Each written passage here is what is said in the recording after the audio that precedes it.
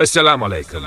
आप देख रहे हैं रेड जोन रिपोर्ट, जहां खबरें होती हैं गहराई, सच्चाई और सिनेमैटिक अंदाज में। आज है 10 जून 2025 और दुनिया एक खतरनाक मोड़ पर खड़ी है।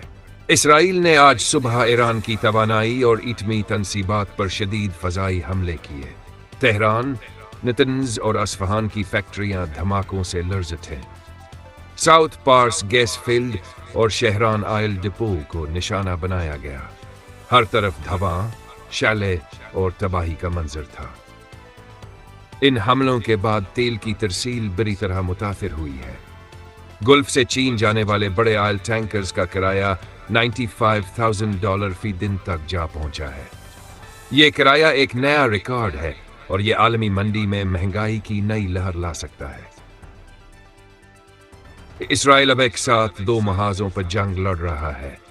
एक तरफ गजा, दूसरी तरफ ईरान। रोजाना का अस्करी खर्च $725 मिलियन हो चुका है।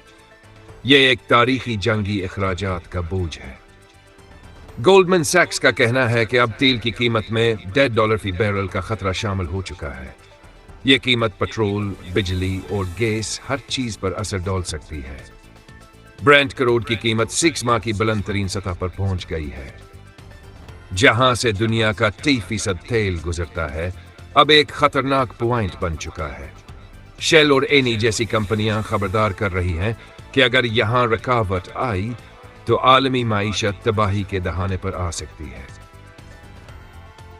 रेड जोन रिपोर्ट के साथ रहिए, जहां हर लम्हा दिखाया जाता है सच के साथ, तस्वीर के साथ। सब्सक्राइब कीजिए, क्योंकि कल की हकीकत आज हम दिखाते हैं।